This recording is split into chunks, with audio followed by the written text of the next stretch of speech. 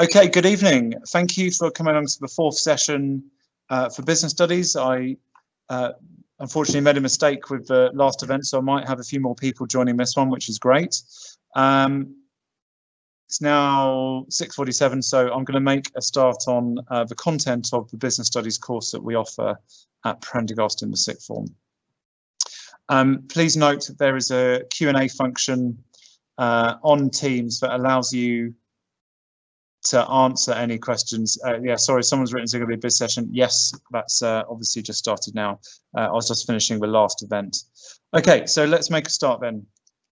So the course that is offered at Prendergast sixth form is a BTEC level 3 in business studies, and its full title is the BTEC National level 3 extended certificate in business studies. And that is equivalent to 1 A level. So this is a course that is 4 units over 2 years, and in year 12 students will take unit 1 and unit 2. So these 2 units are mandatory. They have to be taken by students who wish to complete the course, and the first unit is coursework. So this is marked internally by myself, and exploring business is split up into 3 different assignments that students have to complete within a set period of time. This will run, the first 2 assignments done between September and January, and then the last one will be done once the Unit 2 exam is taken at around Easter time, just after Easter. So Unit 2 is slightly different. It's again the second unit that students have to take in year 12, where they develop a marketing campaign for a small business. This is a really sort of practical and engaging assessment, because students have an opportunity to prepare information. They have to do primary and secondary market research, and then they get given new information once their controlled assessment starts, when they're writing up their marketing plan for a small business.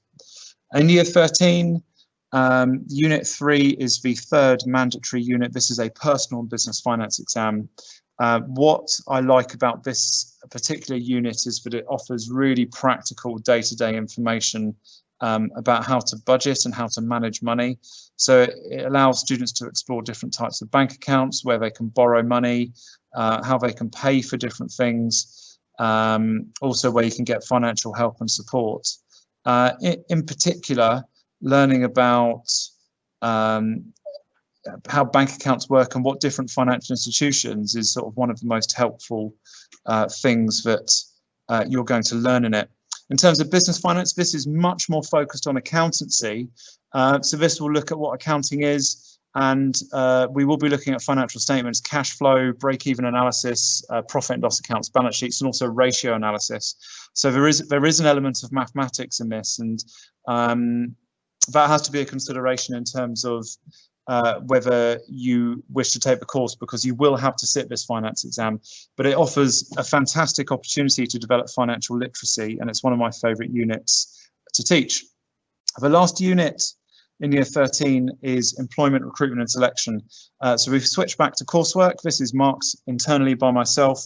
This unit offers a really practical end to the course, because students will go through the recruitment and selection process for a business of their choice. So they will research a business, and they will look at their recruitment and selection process, and they prepare the documentation that candidates have to go through, and then they'll go through those steps themselves. So they will work in small groups, they'll interview each other, they'll provide feedback, and really offers a nice way of finishing the course, and also prepares them for interviews for universities, for jobs, for apprenticeships.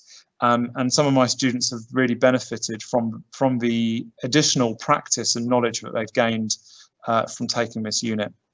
Okay, so there is a question about, can business studies be taken as an A-level?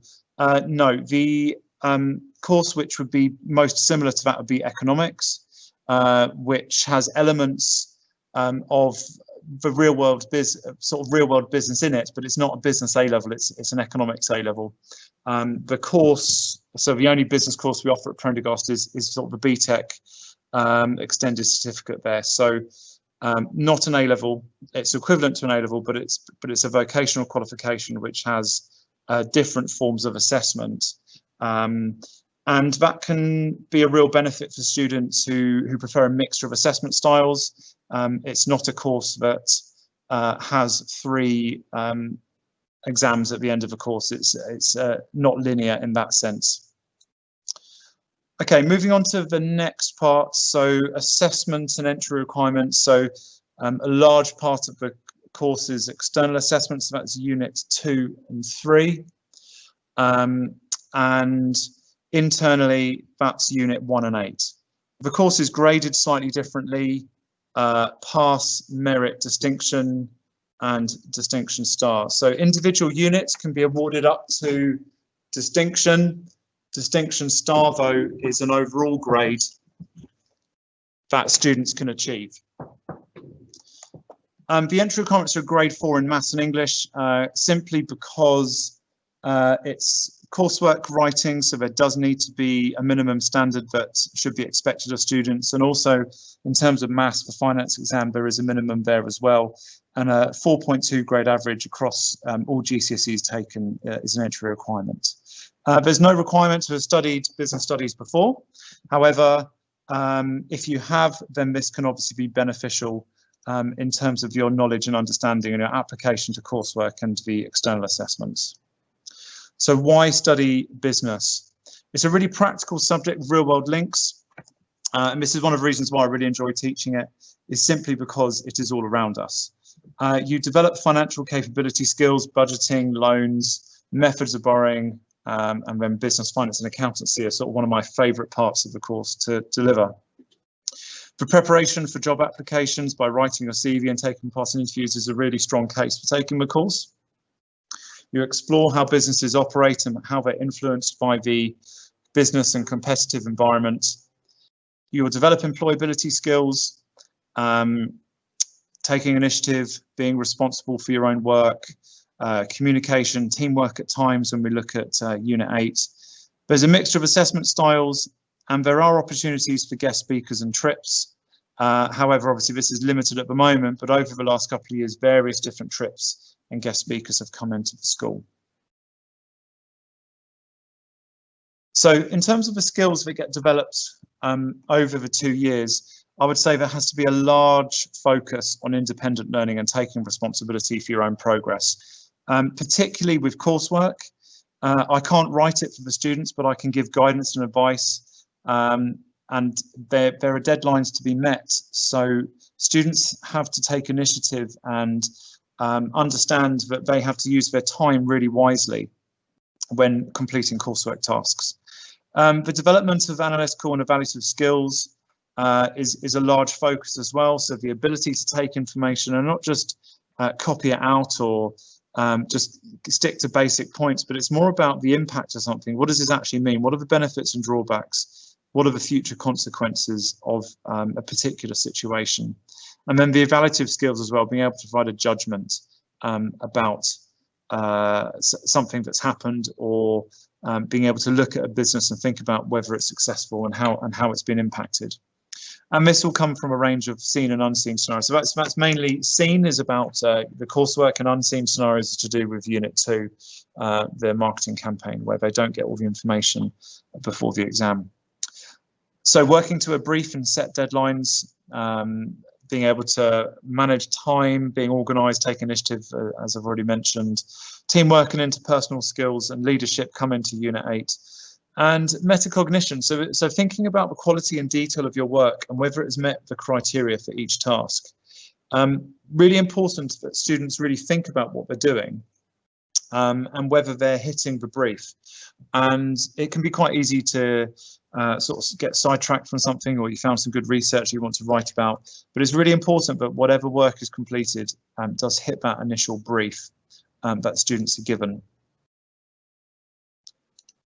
Recent results have generally been there's been an upward trend. So the biggest difference is the number of distinctions that students will be getting. So this has come about through consistency and consolidation of teaching and learning within the department, And this has ultimately led to more success because of that. And it's something that I hope to sort of maintain and build even further. But generally, the department is successful, and recent results do reflect that upward trend. In terms of enrichment in the subject, there's lots of good opportunities, and these are a couple of the things that have happened over the last few years. So the Student Investor Challenge is something that I really like. It's a digital stock market challenge where students have a digital a digital currency, or digital portfolio rather, and they have to invest in different types of investor accounts. They've got an active portfolio and a strategic portfolio, and you get to invest in the FTSE 100 via this digital challenge. And what I really like about it, it's getting students to invest for the first time. It's free to take part. It means that they have to make as much money as possible through their investments. It means that they research into businesses, some that I've never heard of before. The data is live from the FTSE 100, and it's only a 15-minute delay when the simulation starts.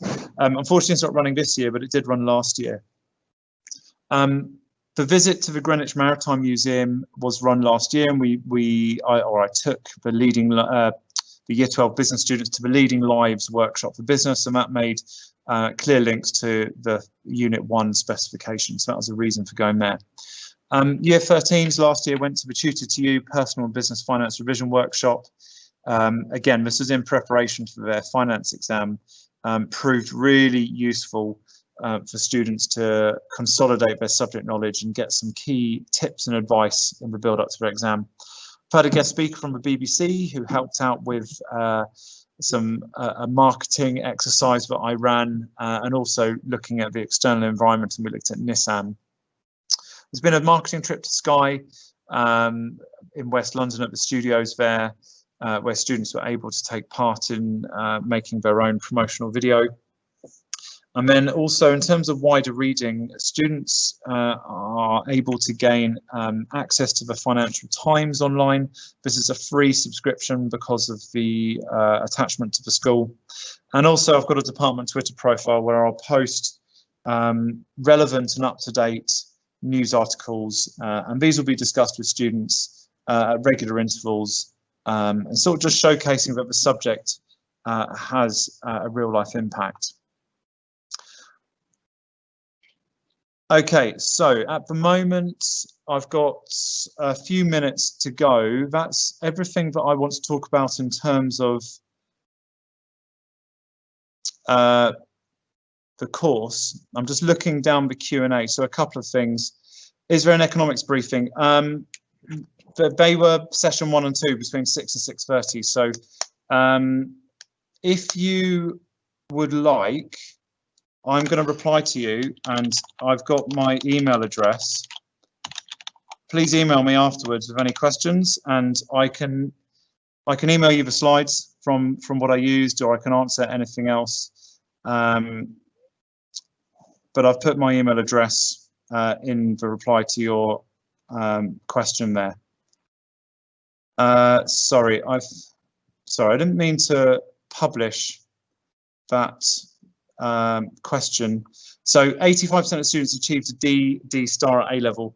Yes, that was through the centre assessed grades. So that was based on the predictions that students were given, and also what Pearson allocated as well. So there is an upward trend, and there is a jump there. But I think it's important to also show previous results and what last summer's results were like compared to the previous years. So yes, that it does appear like a very high figure, but that's the grades the students were awarded in the summer. But obviously the years before that was the start of the upward trend that was hopefully going to be achieved. Okay, so just having a look at the chat, I can't see any more questions at the moment. So as it's just gone 7 o'clock, I am going to have to end this event. Please, sorry, in terms of the economics briefing question, I've just sent you my email address, so you can contact me after this, and I'm happy to answer any questions that you've got. Thank you very much for attending, and if you have any questions, you've got sort of one last chance now, but otherwise I really appreciate you coming along. I'm going to go on mute. I'm going to wait for you to leave, and then I'm going to shut down the event. Thank you very much.